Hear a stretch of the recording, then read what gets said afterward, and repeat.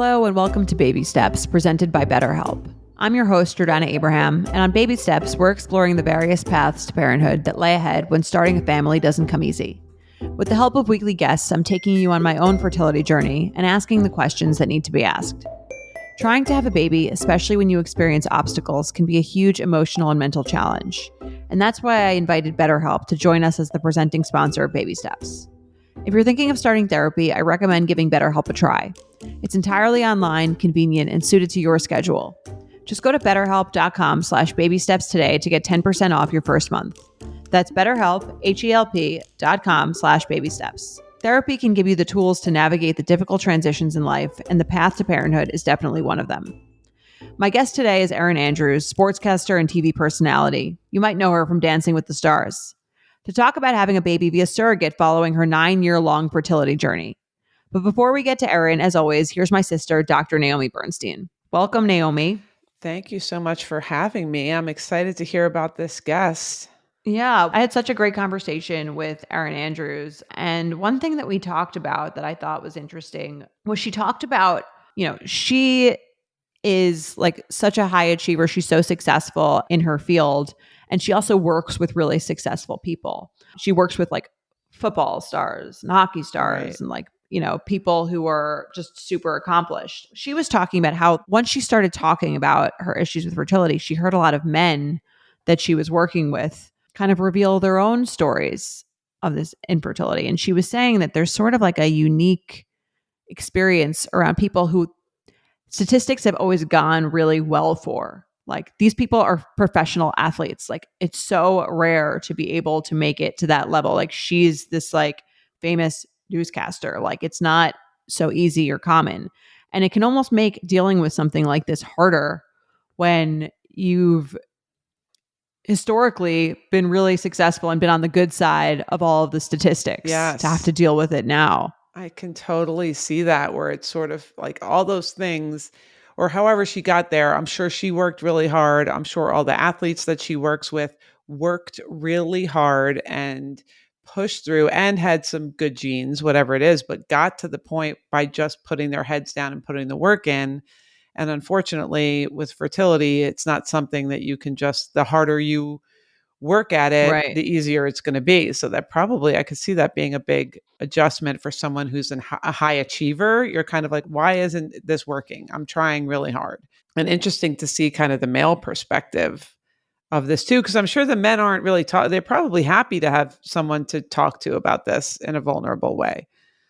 Yeah. And, I think that I talk a lot about on my shows, like talking to other women about this, but there really isn't that necessarily like a huge outlet for men to talk about struggles with fertility. Like that's not something I feel like men necessarily feel comfortable talking about with anyone. And so this was like really cool that she got to experience having those conversations with those people. For sure. Because, and even harder for them because they're going through it very similarly. They want the baby too. They're timing the sex also. They're going to the appointments. They're worrying and thinking and stressing and seeing all of their friends, having babies when that's something that they want, but don't necessarily have the space to talk about it. So I'm interested to hear her perspective on including the male voice of infertility. Same, because it's really not one that we've gotten that much. There's not that much out there like resources for men. I hope they can listen to this episode and,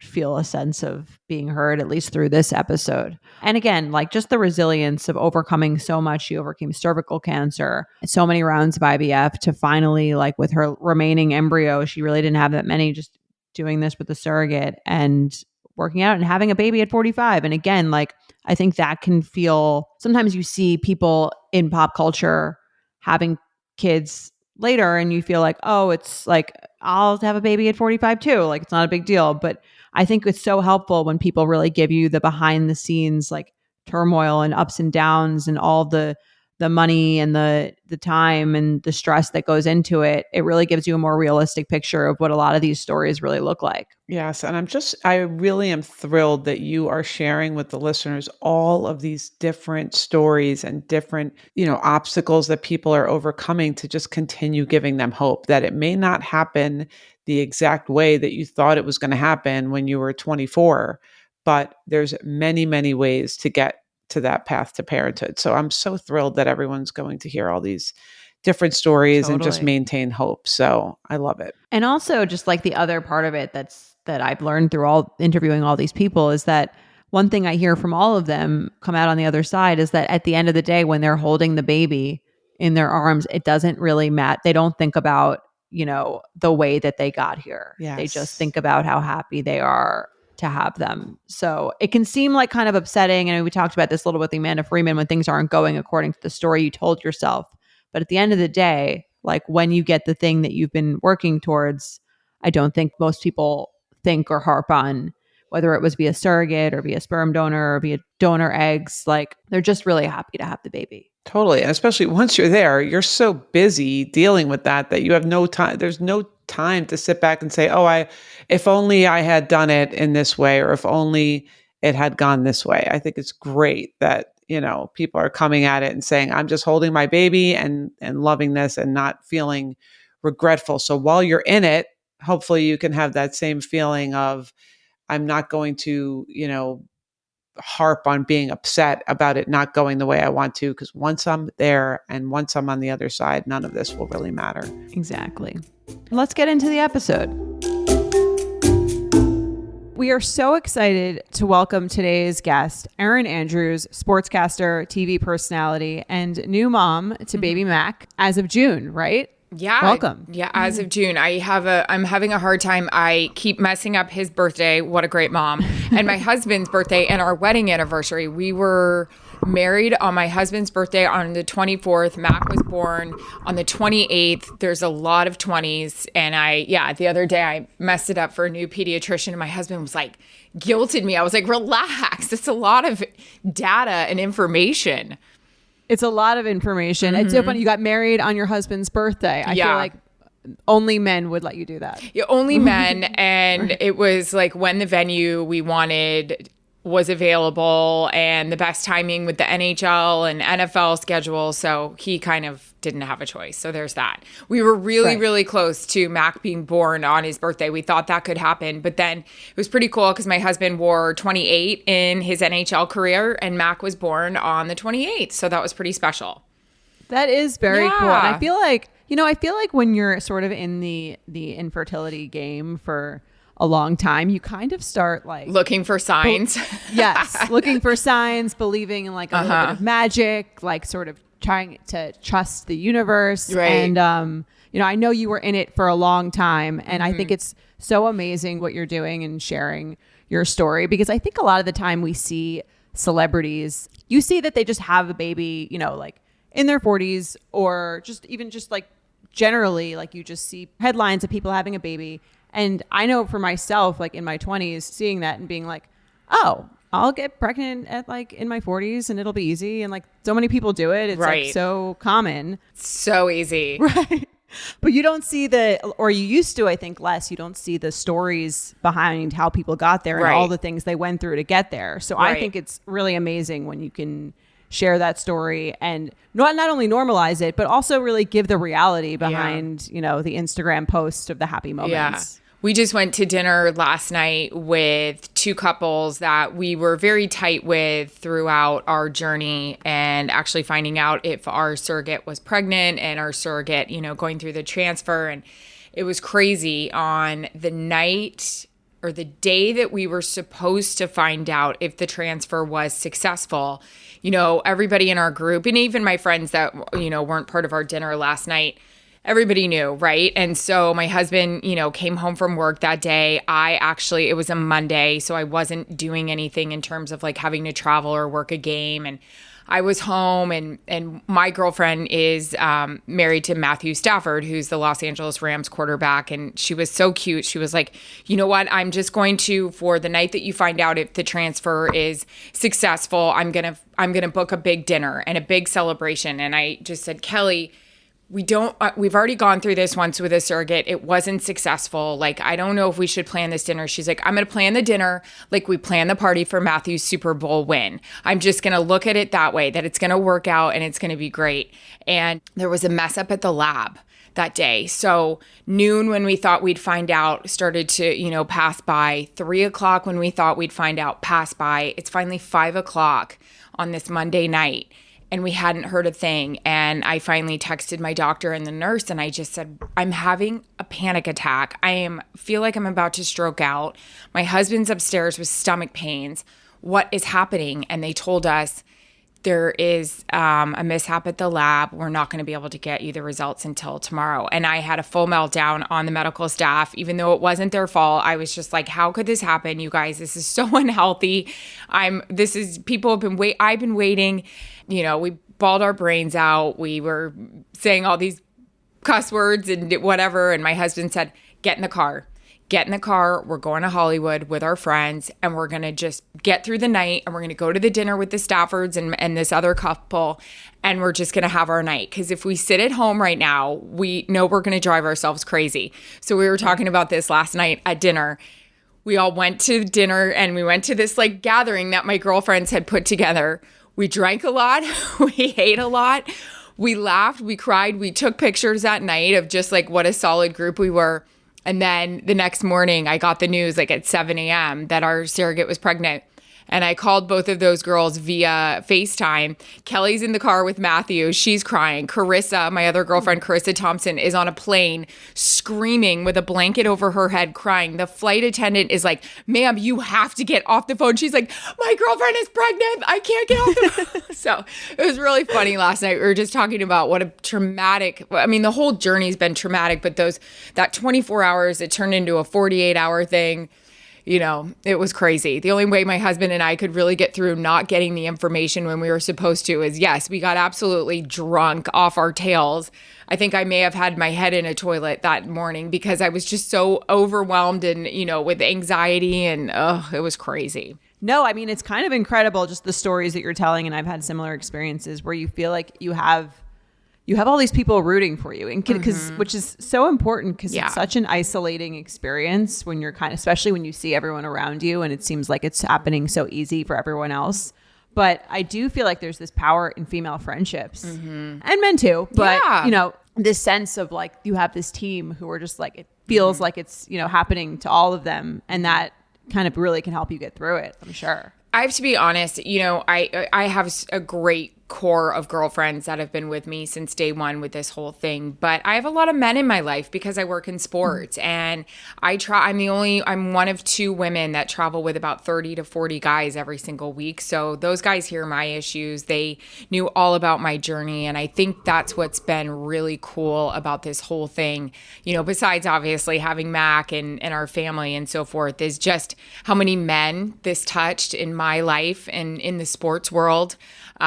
I had athletes reaching out to me. I was telling somebody the other day, an offensive lineman from the Chicago Bears seek me out on the sidelines during pregame and just say, hey, I wanted to tell you that my wife and I are so thrilled for you. This is a guy leaving the field to come over to where I was standing in the middle of a drill because they had infertility issues and so forth. So yeah, my female posse has been amazing, but also the men and the tough guys that I work with have been so awesome about it. The coaches that were texting me, the players that were reaching out, it was just really special.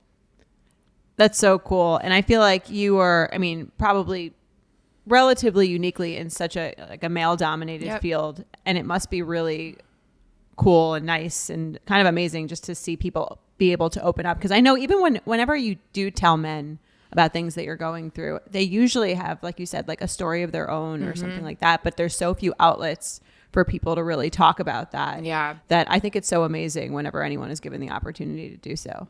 I think one of the thing that resonates with a lot of athletes and coaches in my world, and, my husband comes from an NHL background and, those are tough guys and guys, but it's all these people that have had success. They're at the top of their game. They're at the top of their career to make it to the NHL, to make it to the NFL.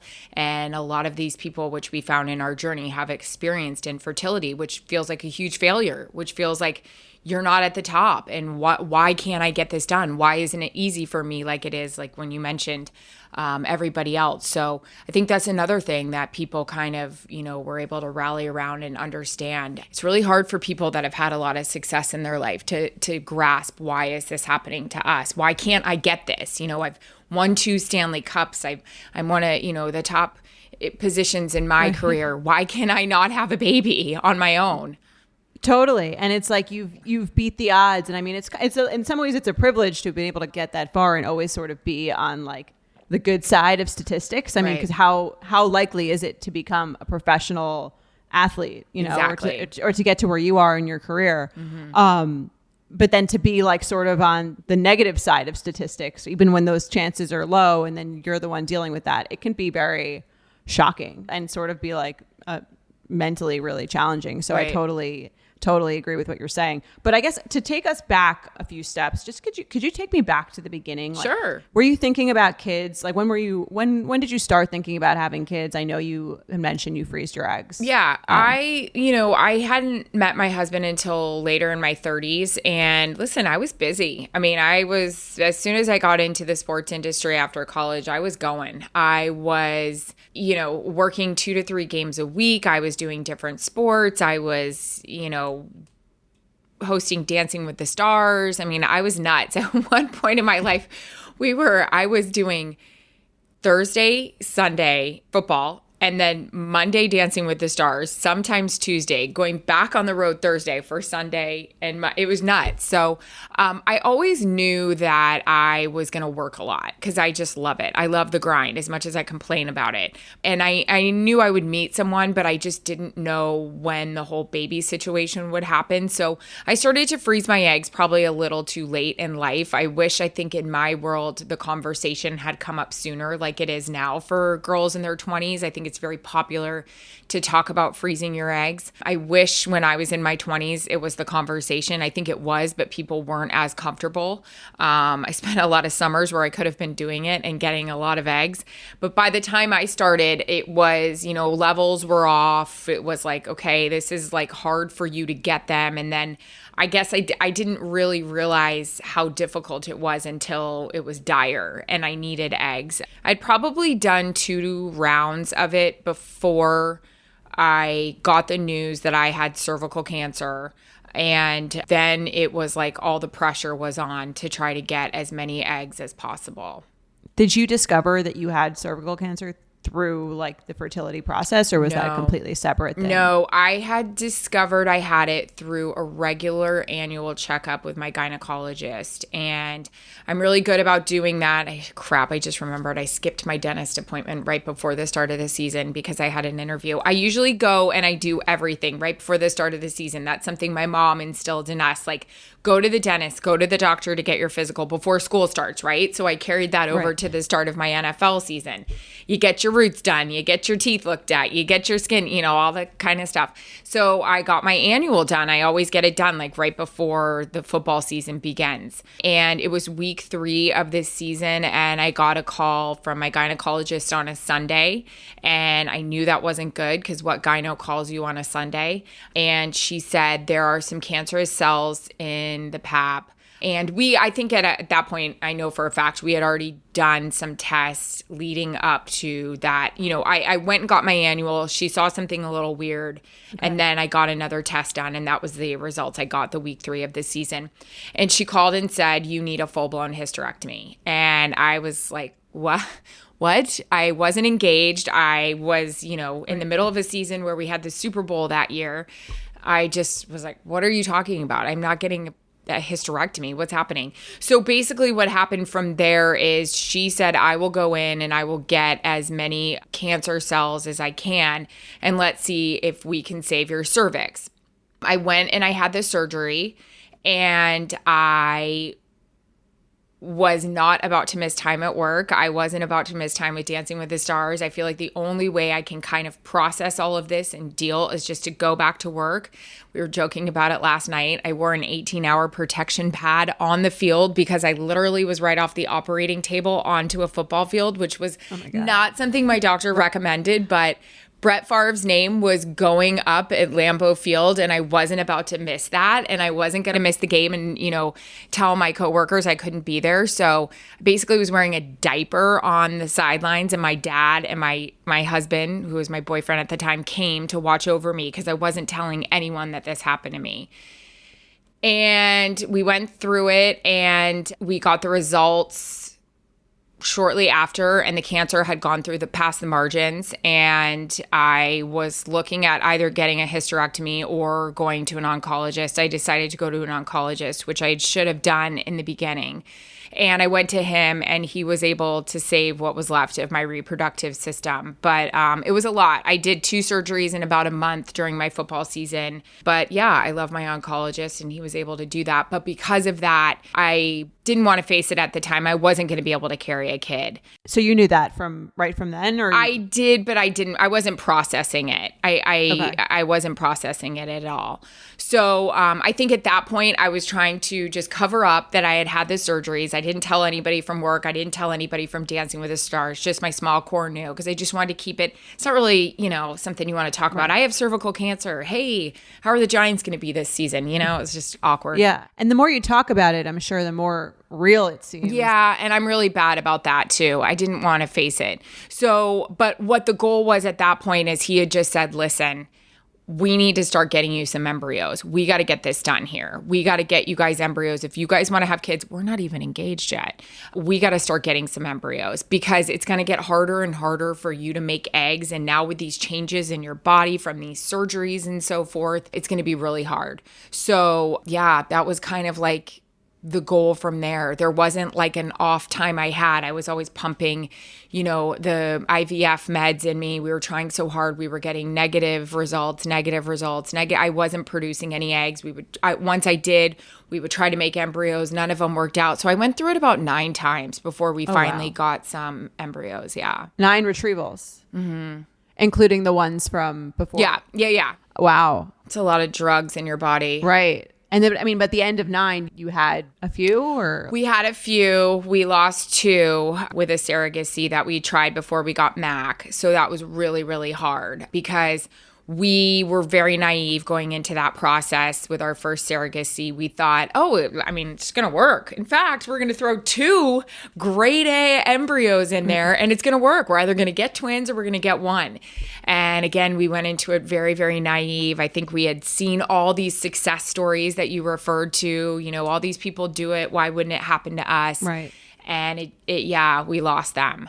So that was really, really hard. Yeah, that I can't imagine. I mean, also just like you were talking about, having issues, sort of like thinking about something is real. And how did you get yourself mentally to the place of like, okay, I'm going to do a surrogate, or that's going to be my story? Because I think that's, even with like IVF, I think some people in their heads, they're like, well, I'm not like a person who needs to do that. And that's almost like the idea of doing it is almost worse than, all the stuff you have to go through to get to doing it. So what was that process like for you? The hard part was we didn't have a lot, right? So there wasn't room for error. There wasn't room for loss, because if we lost them, we would be looking at egg donation. I went to a lot of high risk pregnancy doctors because I wanted to see if I could carry. There was conversations about how I didn't really have much of a cervix to hold the baby in anyways. There was conversations that if you go into early labor and you're in Green Bay, you're going to have to stay in Green Bay. There was conversations, just real conversations. And it was time that I dealt with the reality of it all. Maybe this isn't the safest. Maybe this isn't the smartest. This doesn't sound like it's going to be very successful. We then went into COVID, and, we're all in lockdown, and we're all dealing with that. And I remember it was Easter, and usually for Easter, we are the friends that are always invited to our friend's house that has kids. And she invites all the NHL, families over, and she does up her house, and we're all sitting there, watching the kids and having fun. And we didn't get to do that year because everybody had to be apart, and we were just sitting in our house with our golden retriever. And we just kind of decided that day, we were like, this sucks. What are we doing? Are we always going to be the friends that show up and live, vicariously through our other friends? Or are we going to actually go through this? I'm not getting any younger. Why don't we just do this? And there was also a weird sense too that my embryos were so safe in the storage, it was like so afraid. I was so afraid to take them out and face reality. So yeah, that's when the process of us started of trying to find a surrogate, and it wasn't successful.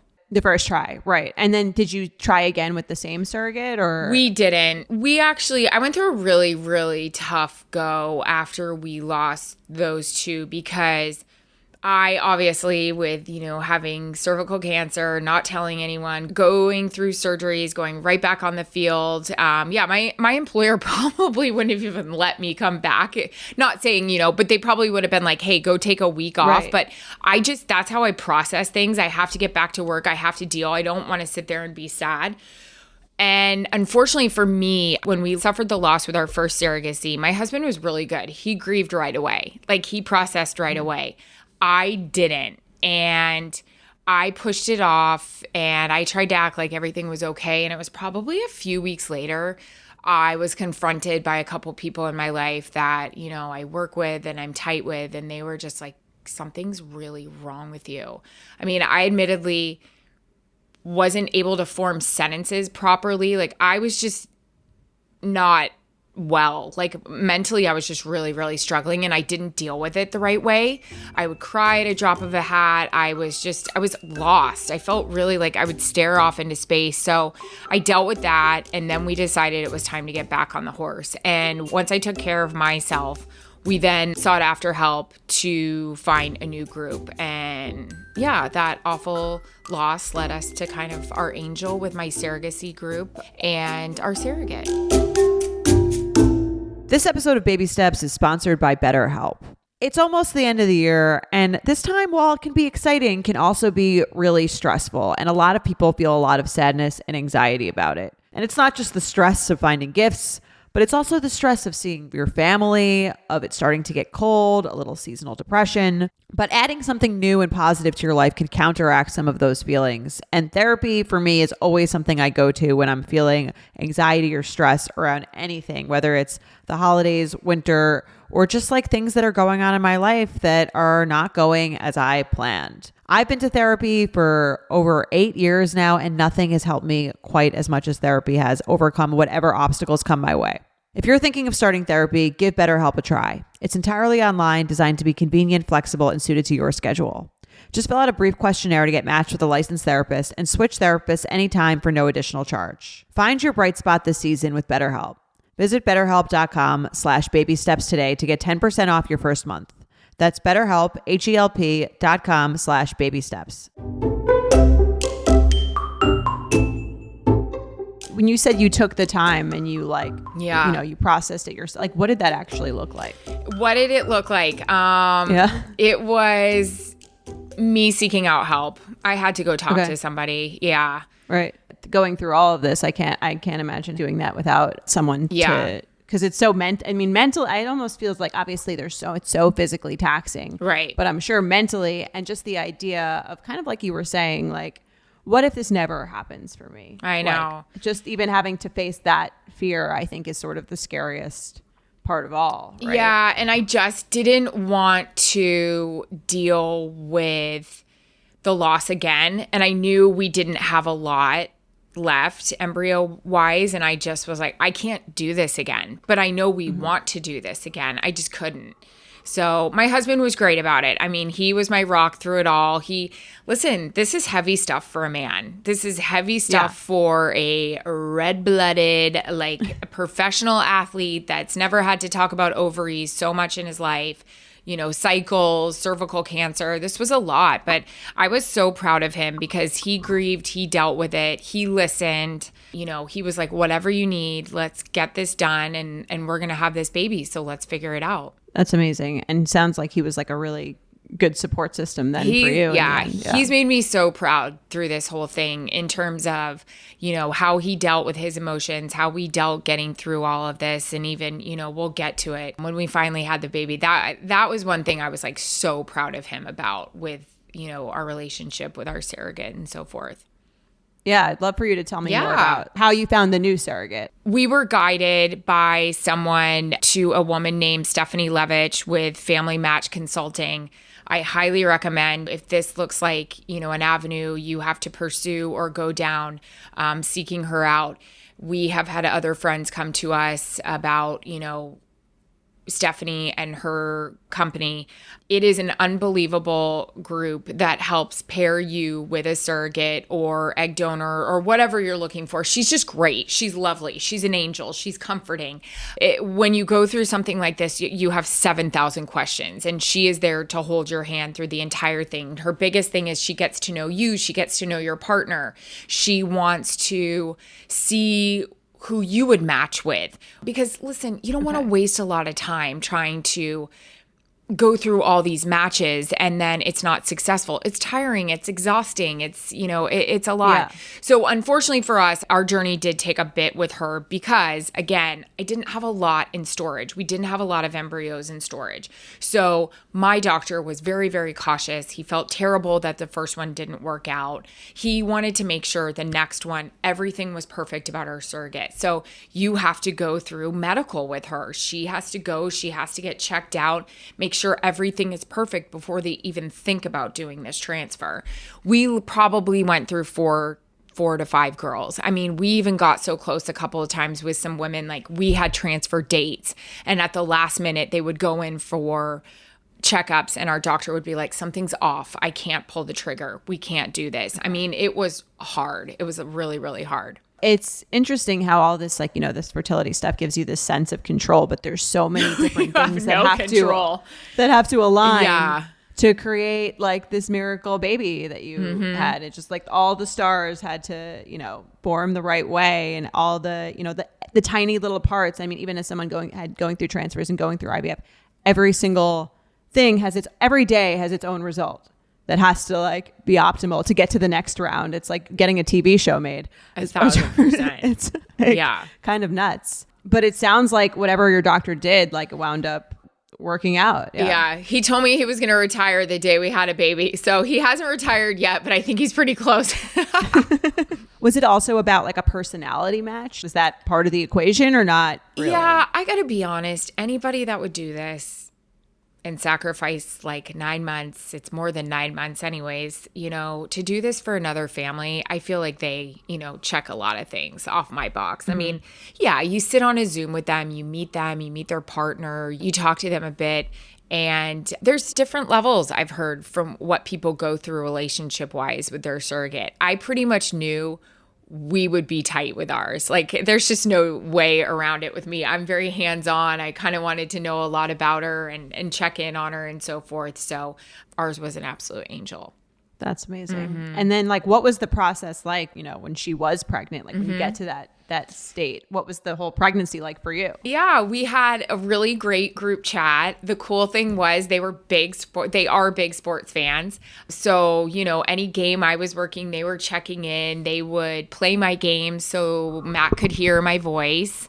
My husband does commentary for the Los Angeles Kings as well. And so they would play his games and we would text back and forth about football teams and hockey and so forth. We would meet them for lunch. We saw them for coffee a few times. And yeah, we developed a really, really cool relationship. We loved it.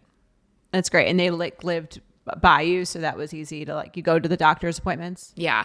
A lot of it was hard in terms of doctor's appointments because I'm always on the road. We did a lot of FaceTimes. That was sometimes really hard and frustrating because sometimes the Wi-Fi wasn't great at hospitals. And so you're hanging on every word the doctor is saying, or you're hanging on every movement in the ultrasound, and the Wi-Fi is terrible. So that required a lot of patience for both of us, but we did the best we could.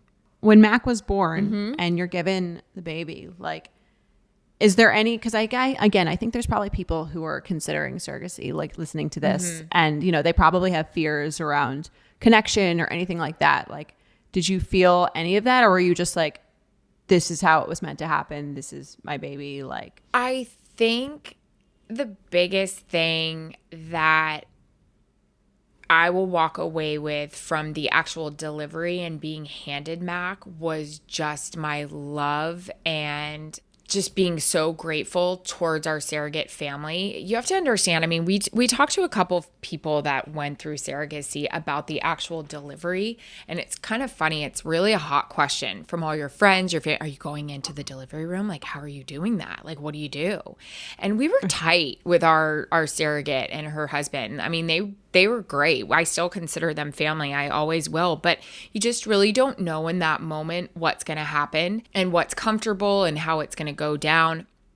Mac was a really, really quick delivery. He was ready to go. Our girl was just the opposite of me, calm, positive, just... I mean, I think I'm pretty strong, but she's the definition of strong.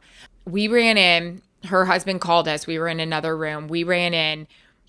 You know, they were doing some things medical wise. I was trying to stay out of the way. I wanted to give them their space. I wanted to get out of the way. I didn't want to, bug anything. And one of the nurses grabbed me and said she wants to hold your hand.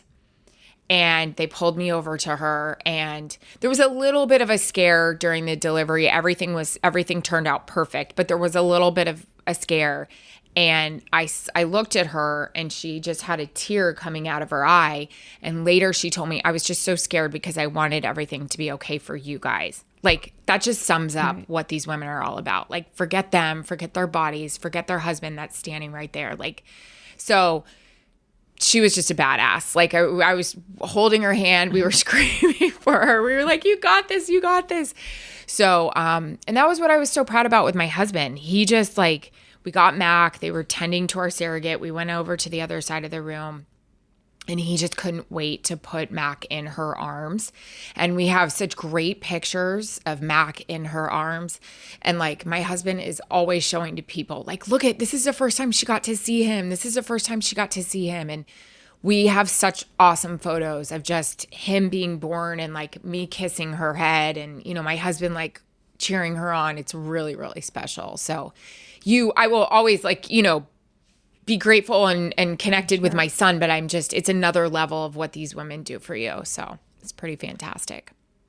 That's so incredible. And I know I was reading a little bit about, the work that you're doing. Yeah. To sort of because surrogacy is obviously it's an expensive, I'm sure time consuming option that not everyone either can afford or has access to. Can you tell me a little bit more about what you were doing in that space? You mentioned it. I mean, we would go through this and we're very lucky, but we would get these bills and, these loopholes with insurance and, just it's a lot of money. And I developed such a great relationship with Stephanie. I would just say, this is crazy. I can't imagine people doing this that have gone through medical issues, cancer, or they've had to mortgage their house because they're trying to pay for the chemo bills and things like that. And people that are struggling with this, paying these bills. And she said, it's ridiculous. It's crazy. Insurance doesn't cover this stuff. It's just, it's a lot. And it's a lot for somebody that's, tried so hard with IVF and spent so much money with IVF than trying to go through surrogacy. It's just unreal and made me mad. It made me upset. And it's just not fair. I think a lot of times it's because it is really a lot to talk about surrogacy and IVF. Sometimes it's looked at as a luxury that people do it because they don't want to get fat or they don't want, all the problems or complications of having a baby. But this may be the only way they can have a baby.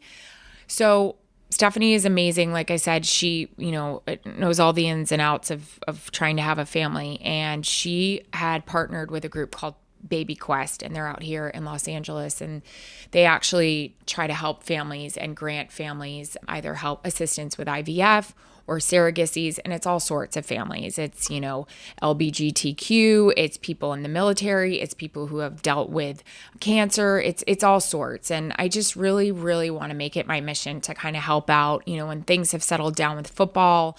Max, not able to take care of himself. Yeah, when things are a little bit more chill at my house, this is my mission. I'd like to speak out with this. I'd like to help families. This is just a lot. It's already an emotional process to deal with, and then you have to add the financial burden of it all. And I really feel like there's some difference I can make with all of it. I think that's really incredible, just trying to, because like you said, it's so hard even without thinking about the financial cost or the, there's the physical toll, there's the mental mental, there's all of that, and then adding to that. So I think it's so incredible what you're doing. I think your resiliency through all of this is also so inspiring. I know anyone who's listening to this episode is going to feel, it's just amazing because to just see someone who's been through it and there is success on the other side. It's like really inspiring because I'm sure there's many moments throughout the, almost 10-year journey that you had where it wasn't always clear that there was going to be a happy ending. Right. So it does really show. And I do think most of the time, if you just keep going one way or another, it happens for you. Right. I think you're a great example of that. Yeah, no, it is. It's a lot. And I think the hardest part is to speak publicly about it and to talk to your friends about it. A lot of friends don't understand what you're going through. How could they? I mean, it's a lot more common than you would expect, but they don't. And I just found my people with the most information I gave them, the more they understood, the more they were there because, they don't want to bug you. They don't want to ask. They know that there's a lot more failure than there is success. So yeah, don't be embarrassed by it. That was another story I tell all the time. I used to be in these waiting rooms that are, by the way, packed at fertility clinics. So you're not the only one going through it. And I think it was like my 7th or 8th time that I was getting a retrieval. I could have given myself, the meds as I was getting ready to go under. I was like, here, just give me the IV. I can give it to myself. I get it. Put the socks on. I got the gown. Let's go pee before. Right. I got it. I got the drill. Let's go. Yeah. Like, I'm ready to go. Not your first rodeo. Yeah. And this poor girl next to me, you could tell the nurse giving all the instructions, okay, and you're going to feel a little crampy when you wake up and maybe take a Tylenol. And she was crying and I was just like, oh God, you got this. I just said after the nurse left, I'm like, you got this. It's so easy. The first day you're going to sleep, like it's fine, and I was just like, right. It sucks. So it's like, I just decided to be a lot more vocal about it. I asked them in the waiting room not to kind of be like, Erin Andrews, ready? And I was like, shh, like, stop. Don't say my name. I'm like, I don't give a crap anymore. There's so many people here going through this. You don't need to be like, oh, let's be so discreet. It's like, this sucks. Yeah. Let's all be in misery together about it and get through it.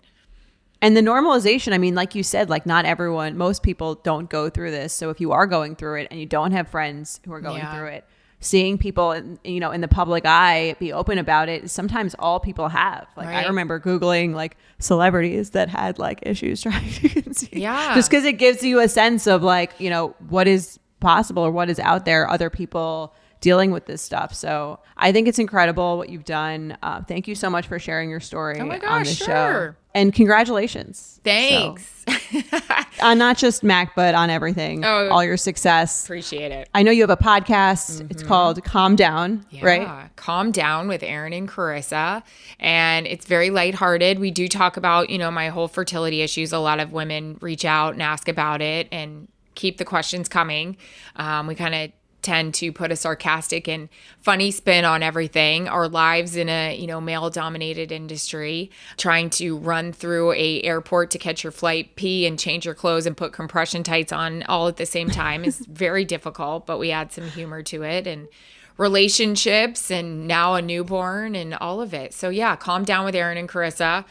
And And of course on TV all the time. Sure. And if you guys want some female team apparel, I've got you covered there too. Any sport, any team, college, we got you. We make female team apparel, fashionable, fun, and it's called Wear. You can wear it anywhere. I've got our little cardigan on because I'm praying for fall vibes here in California. I was just thinking, I love the sweater that you're wearing because I have to be unbiased, so I wear NFL gear, but we have it in all 32 teams. We have windbreakers, we have cute lounge sets, we have fun sweatshirts and hoodies and things like that. I know this airs in December.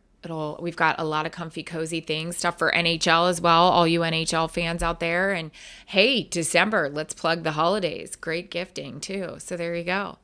Great gift. I personally, I'm always, with my husband trying to go to these games, I never have anything to wear because the stuff that's out there is usually geared towards men and it's not that cute. But I was just thinking, literally, when we started recording, I love the sweater you have. Thank you. So I will definitely be checking that out. I'm sure you make some baby stuff too, we actually have baby stuff. Yes, great gifts for your girlfriends who are expecting or anything like that. So yeah, throw it in a little baby shower gift bag for them.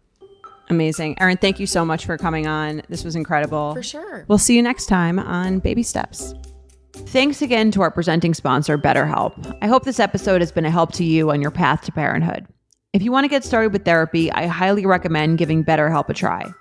Just fill out a brief questionnaire to get matched with a licensed therapist and switch therapists at any time for no additional charge. Visit BetterHelp.com/babysteps today to get 10% off your first month.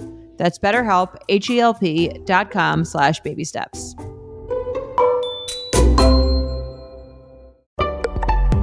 Betches.